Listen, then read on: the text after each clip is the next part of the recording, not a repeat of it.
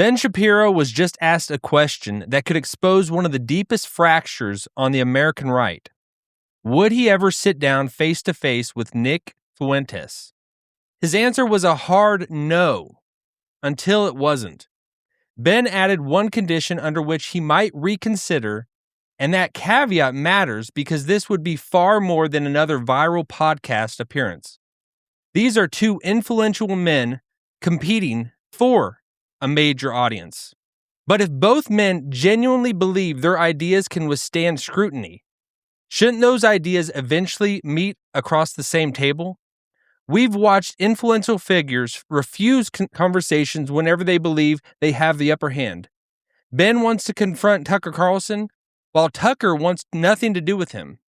Ben wants nothing to do with Nick, but Nick's influence continues to grow whether Ben acknowledges him or not. Ignoring these divisions hasn't healed the right. It has allowed the hostility, resentment, and suspicion to deepen. The Andrew Wilson-Candace Owens debate happening this Friday demonstrates that these seemingly impossible confrontations can materialize. A real conversation between Ben Shapiro and Nick Fuentes could be even more consequential, but only if they entered it sincerely, challenged each other directly, and came prepared to pursue truth instead of clips, points, and humiliation. So is it even possible? Was Ben's caveat a genuine opening, or simply a condition he knows Nick Fuentes could never satisfy? Let's break down exactly what Ben said, the history that brought these two men to this point, and what a face-to-face confrontation could mean for the future of the conservative movement. All right, we're going to take a look at, first of all, this clip with Ben Shapiro on Patrick Bet-David's podcast, and he gave the reasons why he doesn't necessarily take Nick Fuentes seriously. He says he's a comedian and not necessarily a political animal or a political pundit that he should maybe step in the ring with. And Nick is a comedian masquerading as a political pundit. He has political views, but in essence, he's a comedian. And you can't really have an honest political conversation with a comedian. It'd be more like interviewing Dave Chappelle or something, but like Nazi Dave Chappelle. Meaning, what does Nick believe? What does he not believe? I don't know. I mean, it depends on what's funny at the moment. And so trying to... So you don't think he has core beliefs? No, I mean, I do think that he has core beliefs, but I think that one of the tactics that he uses to avoid being pinned down on his core beliefs is diffusing with humor. And I think that when you try to pin him down with that, then the idea is that you're an uncool person for even asking him to be pinned down on that sort of thing. And so there's no sort of honest conversation that can be had about, like, what are your core beliefs and are they right or are they wrong? Because that's not what he does. I think when he's asked a tough question, then he immediately reverts to the sort of 17-year-old humor that, listen, people can find it transgressive. I have been thinking about this. Is the reason this conversation hasn't been happening because of Ben Shapiro or Nick Fuentes? Most people would say it's because of Ben Shapiro. But if we really get down to the crux of the matter, I think it is Nick Fuentes, based on the reason that Ben Shapiro outlines. Because he's going to be asked in a little bit, would you actually have a conversation with Nick Fuentes?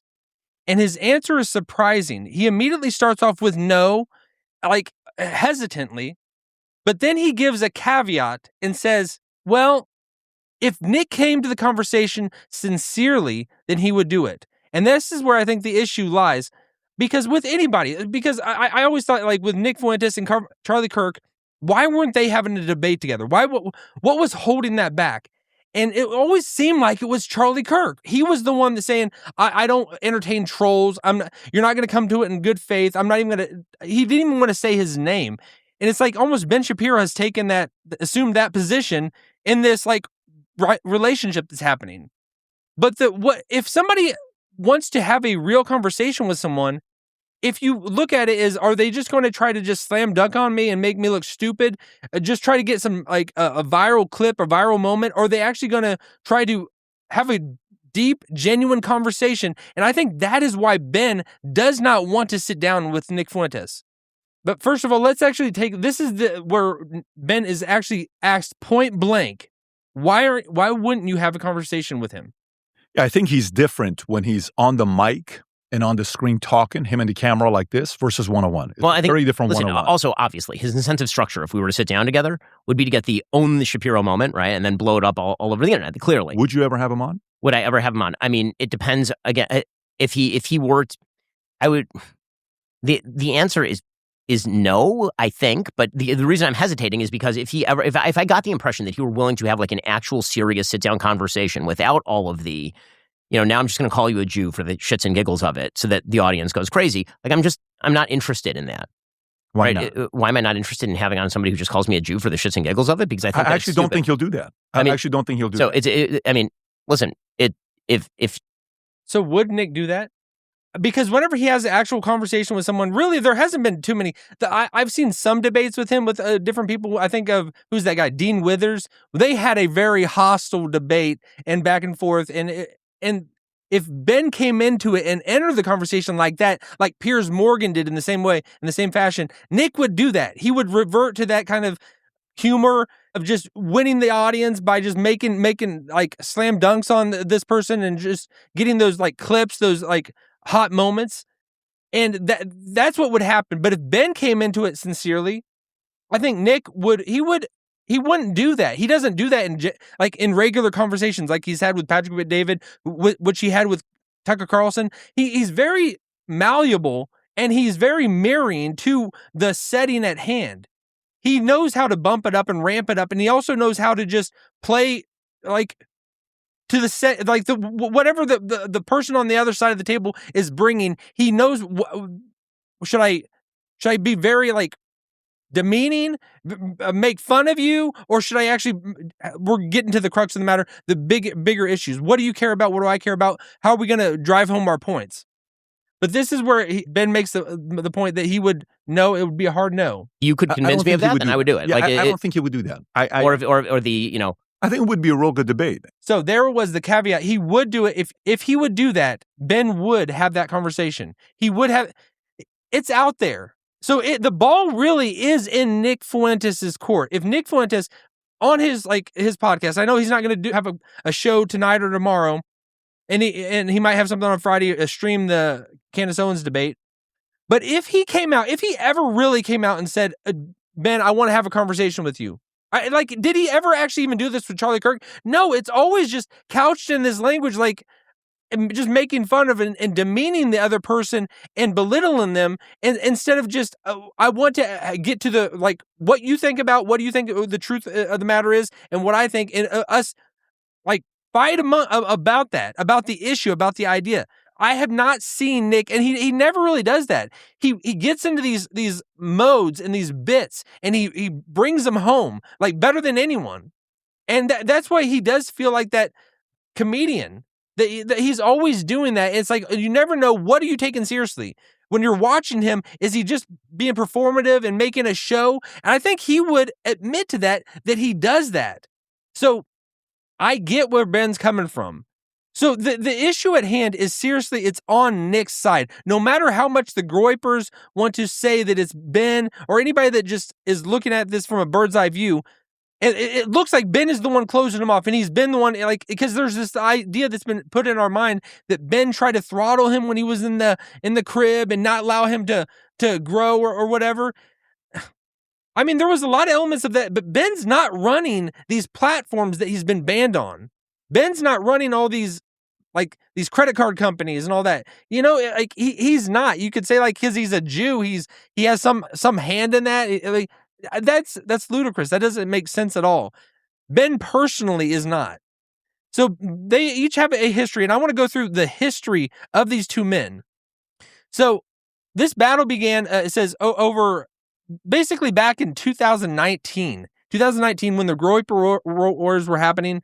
And I've seen clips of these videos of Nick. He, like, whenever they were going to cross across the road, and like Ben was on one side, Nick's on the other, and Nick is just eating it up because at this point they were on two different stratospheres, and Nick was nipping up and biting up at Ben Shapiro as much as he could, and Ben Shapiro was just slam dunking on him and not giving him the time of day. But now you cannot ignore Nick Fuentes, and I think Ben is like recognizing this. But at the same time, he knows if he steps into a ring on Nick's terms, which he thinks are Nick's terms, but that's what I think the issue is. Nick would come to the conversation in good faith. I know he would. I know he could. they're both pontificating very different extreme directions that we could take as the United States and in politics where we should go. But both of them are, I would say, men of faith, that they believe in God. They can exercise goodwill to whoever they're talking with, but they also get into defensive mode and in combat mode through words and rhetoric, that they can do both ways. But I really want to just examine their history together. So back in 2019, in December 2019, Fuentes approached Shapiro outside a Turning Point event while Shapiro was walking with his family. This is that crosswalk encounter that is out there. You can find it. Fuentes attempted to question him, but Shapiro ignored him, and the incident made the ideological conflict intensely blow up. And that is where it happened. Because Nick is probably 20 years younger, almost than Ben Shapiro. So they're different ages, and they are coming into the political landscape at different times and carrying a lot of different baggage. So I think that if we this would happen, because it is possible for these things to materialize. Just like I didn't think it was possible that Candace Owens would ever sit down with someone that actually disagrees with her about all the stuff that she's been spreading for the last 10 months. But now it's going to happen. It took $300,000, but it is going to happen this Friday. In the same way, and I think that's the anomaly. The bigger issue, just like with Charlie Kirk and Nick Fuentes, that would have brought healing to the conservative movement. If you care about traditional values, Christian values, having a good moral landscape for the future of our nation, our children, that it is on the conservative side, because we want to uphold these values. And I think that I just see that most people on the right, with the Tucker Carlsons, the Ben Shapiros, Nick Fuentes, they're all just at each other. No one's in unison moving forward against the left. I think of Steven Crowder. He's a person that wants to genuinely, I want to talk to anyone and everyone that I possibly can. We're going to sharpen each other. We're going to make us better so that we can attack the left and not have our country just collapse and disintegrate. And that's why I know this what is holding this back. It seems like it's on Ben's side. And even him saying, he was so caught off guard, Patrick Bet David asking him that, would you ever have a conversation with Ben? And he's like, no. But if I really thought he would come to it in good faith and sincerity. And so it's out there. It is out there. The door is very much open, but it's narrowly opened. And so Nick could extend the invitation. Nick could come on his show and not just get into just a bit mode and just try to just make fun of it or whatever and belittle it. He could come out and say, I genuinely want to talk to you. He could do that through a DM or on X, just posting something and extending the invitation. I would come to it in good faith. Put it in the ball in Ben's court, because Ben will have the conversation. He says no, but it's really not a hard no. It's open. This is the thing holding all this back is, I would say, is Nick Fuentes. Because it's not about clout chasing at all. You could even argue that Nick has a bigger megaphone than Ben at this point.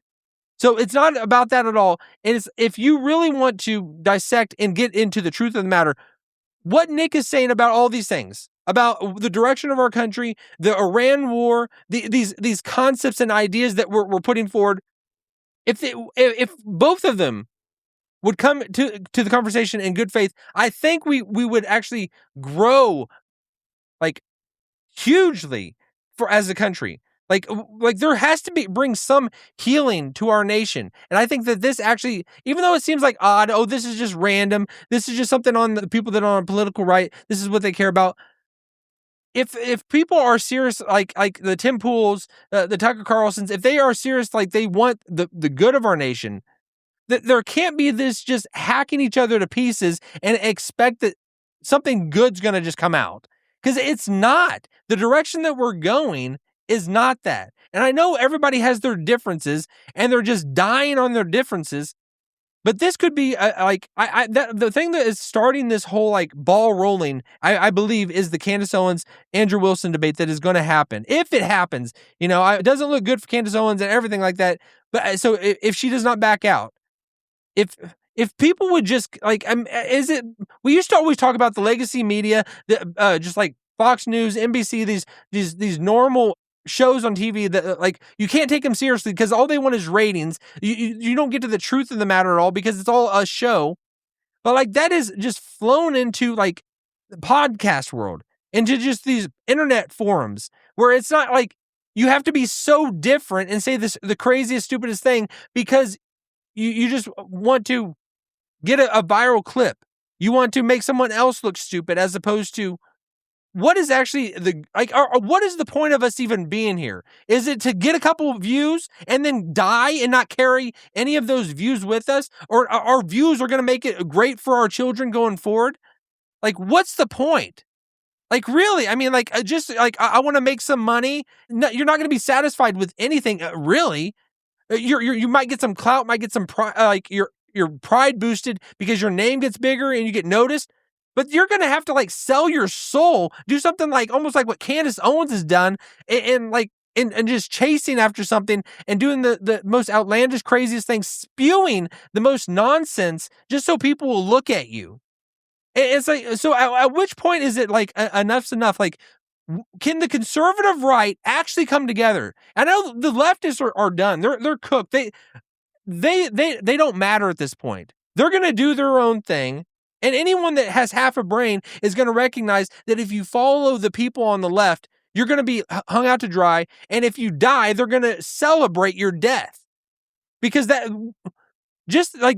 was a horrible, terrible moment for our nation when it could have been us coming together, that it was just blown up and exploded by, I would say, like people that took the whole Charlie Kirk assassination like conspiracy and just like infected our nation, infected the minds of so many people that everyone's at each other's throat. It literally was, Charlie Kirk was somehow the glue holding us all together, because since then, nothing has made sense. But could this conversation between Ben and Nick actually happen? Because I know most people on Ben's side and most people on Nick Fuentes' side, they don't want it to happen. They really don't want it to happen because all they do is point fingers at the other side and say, "Oh, it's because you won't let us, won't actually have the sit down." The Groypers are saying it's because Ben Shapiro, he doesn't want to even acknowledge Nick's name. He doesn't want to give Nick the time or day. But really, the issue is it's Nick. Without question, it's Nick's side. If Nick came to it and offered up in sincerity and good faith, I want to have a conversation with you, Ben. Let's actually do it. And you don't even have to do it on camera. You don't have to do the invitation on camera. You don't have to do it like a public post. It can be personal with Ben Shapiro and his team. It's not. I know that they would take it. I know without if you came to them in good faith, that it's not about just scoring points. Because like we are wasting so much like capital of great minds, great people's minds of just they're going off all the directions and trying to just get points and trying to get an audience and just develop their reach, as opposed to could we really make America greater? I know does that sound corny or whatever? But could we actually legitimately make it better? Would it take a little bit of us humbling ourselves and being willing to maybe I might like decrease a little bit, but maybe our nation might increase by actually coming together, building coalitions of like you can have ideas, but like is the world just YouTube and making podcasts and just getting views and getting attention? Is that the world in life? Is that all that matters? Or like, because it does seem like we are so divided, like, that's why it does like devolve into just like, you go to like your race or whatever, or the lowest common denominator. It's not about like, can we as a country, as the United States, like that was built on Christian values, on Judeo-Christian values. And I know that people tune out because they like when they hear that, like, but that is our foundation. And if we want America to thrive, there has to be some humbling, and ability to just surrender ourselves so the greater good can move forward. And I think that this could happen. Like, it's not going to solve everything immediately, but can you imagine a world where these people that are at each other's throats, at each other's necks, they seem like they can't stand each other on the camera, and they're just they just spew hatred or whatever. They say they stand for Christian values or Jewish values or whatever, but then they spew all this nonsense and just to demean others. And both are, and I think all of us are guilty, but I think it's like you can get caught up in the moment, but can you kind of reel yourself in and say, yeah, that was stupid. I should not have said that. Maybe I should apologize. Maybe apology doesn't have to be the end of the world. And I think some people create that. It's like, oh, if I apologize, I'm just admitting something wrong. I'm losing all credibility. My reputation's demolished. I think that is like the Trumpian philosophy that has just infiltrated everything. I mean, there is a sense where that can be useful, for the people at the most powerful positions in our country, maybe not be apologizing for everything, but admitting where we've gone wrong or we've done something wrong. And I think it can start at the lowest level of people, of the citizens, of coming together and working through this. This could be an actual healing event if these things could happen. And it not just be about the regular people just going on one person's podcast and saying the same thing and somebody going on the other and saying the same thing, but as opposed to people coming together and forget this stupid clout chasing and people that holding the reins of not allowing someone's beneath you, so I'm not even going to acknowledge you, but having that I'm going to talk with everyone. And I know I said the left is cooked or done. But it's like, if anyone can just operate in good faith, everybody's welcome. If we can actually talk about these things and not just stand on a talking point. I just know these could be major catalyst moments for for the conservative right, because I do believe that that is the right way for our country. If we want our country to thrive and prosper, it has to be built on something bigger than just secularism and bigger than just things that aren't of God, So I think if we come together on those simple things, we put check our pride at the door, we can actually make it better for our future, better for our children, and better for America going forward. So I know a lot of people think this is impossible, but I think this could happen. I think but it's going to start with Nick Fuentes. And that seems different than most people believe, but it's got to start there.